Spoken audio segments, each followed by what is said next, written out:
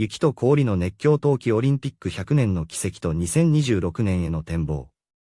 それでは始めて参りましょう。今夜の特別番組は、雪と氷の祭典、冬季オリンピックを徹底解剖します。2026年2月、イタリアのミラノとコルティナ・ダンペッツォで開催される第25回冬季オリンピック。開幕まで待ちきれないという方のために、観戦が10倍楽しくなる歴史トリビアから、最新の競技ルール、そして日本代表のメダル獲得の歴史まで、たっぷりとご紹介していきます。まずは、冬季オリンピックがどのようにして生まれたのか、その始まりの物語から紐解いていきましょう。第1章、冬季オリンピックの誕生と歴史。皆さんは、冬季オリンピックが夏季オリンピックよりもかなり遅れて始まったことをご存知でしょうか。近代オリンピックの第1回大会は、1896年にギリシャのアテネで開催されましたが、冬季オリンピックの第1回大会が開催されたのは、それから28年も後の1924年のことでした。なぜ、これほどの空白期間があったのでしょうか。そこには、近代オリンピックの創始者であるピエール・ド・クーベルタン男爵の強いこだわりと、当時の複雑なスポーツ事情がありました。クーベルタン男爵は、大ギリシャのオリンピックを理想とし、輝く太陽の下で、鍛え抜かれた肉体を競わせることこそがオリンピックのあるべき姿だと考えていました。そのため、当初は、冬のスポーツはオリンピックにふさわしくないと、冬季大会の創設に否定的だったのです。また、当時のウィンタースポーツ先進国であった北欧諸国の事情もありました。スウェーデンやノルウェーは、すでに、北欧競技会や、ホルメン高連大会といった独自の国際大会を開催しており、それが彼らのアイデンティティとなっていました。IOC 国際オリンピック委員会が冬季大会を主催することで、自分たちの主導権が奪われることを恐れ、彼らは冬季オリンピックの創設に強く反対していたのです。しかし、時代の流れは止められませんでした。1908年のロンドン夏季大会でフィギュアスケートが、1920年のアントワープ夏季大会でアイスホッケーが実施されるなど、冬季競技への関心は徐々に高まっていきます。そして、フランスやカナダ、スイスなどの IOC 委員による粘り強い働きかけにより、ついに妥協案が成立します。1924年、パリ夏季オリンピックに合わせて、フランスのシャモニー・モンブランで、国際冬季スポーツ週間という名称の大会が開催されました。あくまで、実験的な大会という位置づけでしたが、これが大成功を収めます。16カ国から258名の選手が参加し、雪と氷の競技の魅力が世界に証明されたのです。この成功を受け、IOC は翌1925年の総会で、この大会を遡って、第1回冬季オリンピック競技大会として正式に追認しました。こうして始まった冬季オリンピックですが、開催サイクルにも大きな変革がありました。かつては夏季大会と同じ年に開催されていましたが、1992年のアルベールビル大会を最後に、このサイクルは変更されます。IOC は、収益の安定化や大会運営の負担軽減、冬季大会独自の注目度を高めることを目的として、開催時期を2年ずらすことを決定したのです。その結果、1994年のリレハンメル大会以降、現在のように夏季と冬季が交互に2年おきに開催されるようになりました。かつては夏季のおまけのように見られることもあった冬季大会は、この変更を経て、独自の価値を持つ巨大なイベントへと成長を遂げたのです。第2章、2026年ミラノ・コルティナダンペッツォ大会の全貌。さて、歴史を振り返ったところで、いよいよ次回の2026年ミラノ・コルティナダンペッツォ大会について詳しく見ていきましょう。開催概要と特別な条件。開催期間は2026年2月6日から2月22日までの17日間。今回の最大の特徴は、ミラノとコルティナ・ダンペッツォという、約 250km も離れた2つの都市名を冠した、オリンピック史上初の複数都市共催である点です。これは、IOC が推進する、アジェンダ2020の一環であり、既既存の施設を最大限に活用してコストを抑え、環境への負荷を減らすという持続可能性を重視した結果です。会場はイタリア北部の広範囲に分散しています。大都市ミラノでは、開会式やフィギュアスケート、アイスホッケーなどの氷上競技が行われます。一方、1956年冬季五輪の開催地でもあるコルティナ・ダンペッツォでは、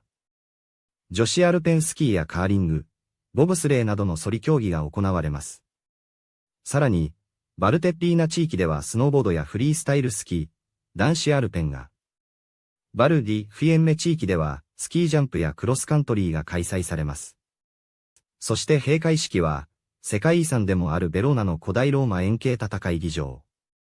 アレーナ・ディ・ベローナで行われる予定です。イタリアの歴史と現代文化が融合した、かつてない演出が期待されます。追加された新競技・新種目。今大会で絶対に見逃せないのが、オリンピック初採用となる新競技、山岳スキー、通称、スキーモです。これは雪山をスキーで登り、急斜面ではスキーを背負って駆け上がり、最後はスキーで滑り降りるという、体力と技術の限界に挑む過酷なレースです。ヨーロッパ、特にイタリアでは非常に人気のある伝統的なスポーツで、男子スプリント、女子スプリント、混合リレーの3種目が実施されます。また、既存の競技にも新しい種目が加わります。ジェンダー平等の推進として、以下の種目が追加されました。スキージャンプ、女子ラージヒル個人。フリースタイルスキー、デュアルモグル。アルペンスキー、チームコンバインド。スケルトン、混合団体。リュージュ、女子ダブルス。3カ国の広がり。雪が降らない国からの挑戦も続いています。今回は、ベナン、ギニアビサウ、アラブ首長国連邦などが冬季五輪初参加を目指しています。また、ボリビア、コロンビア、タイ、フィリピン、ジャマイカなど、温暖な地域からの選手たちもエントリーしており、国際交流というオリンピックの理念を体現しています。第3章、日本代表、挑戦と栄光の奇跡。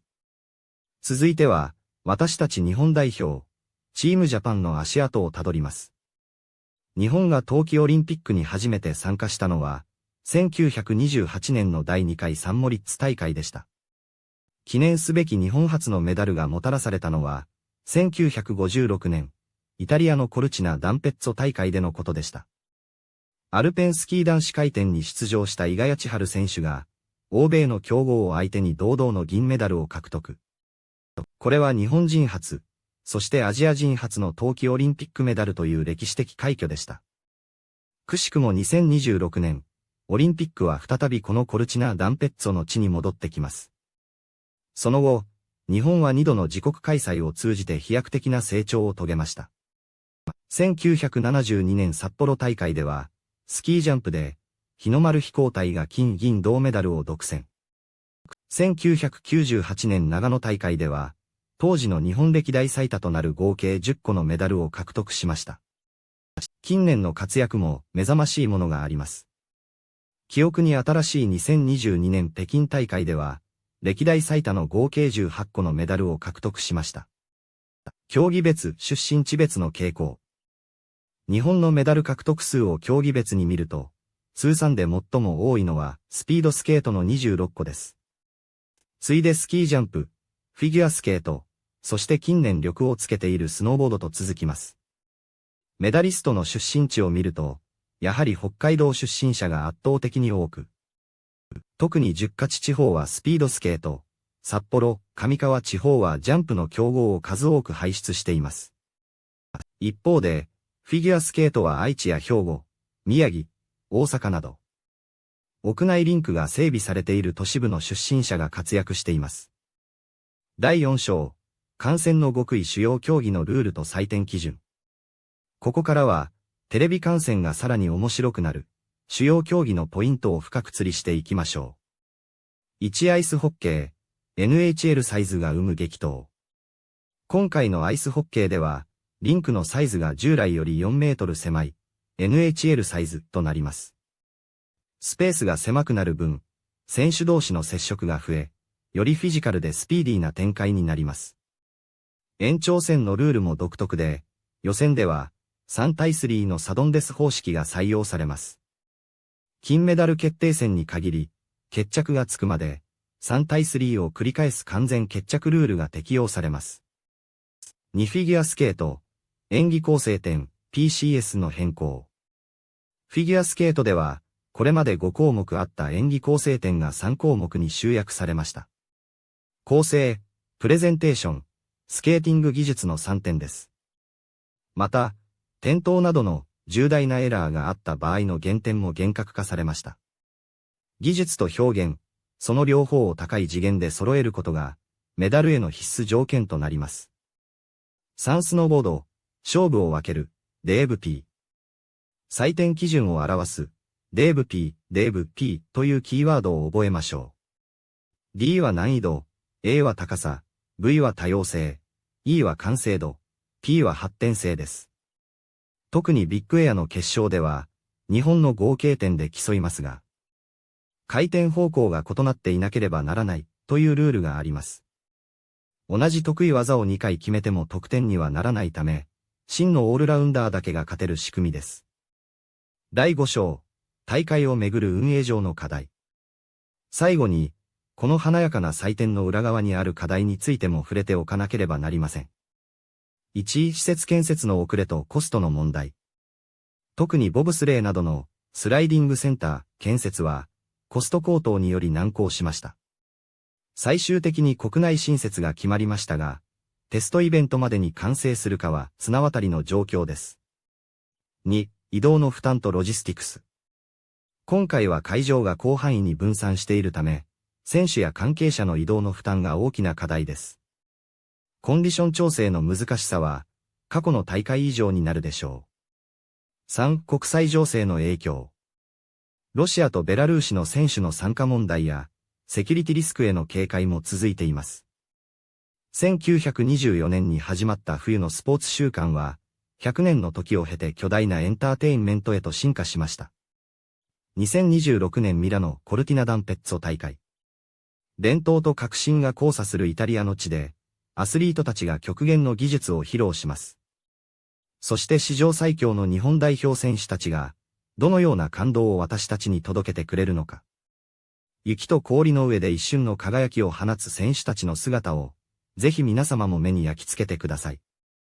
2026年の冬、イタリアからの熱い風を、共に感じましょう。以上、2026年冬季オリンピック特別ガイドをお送りしました。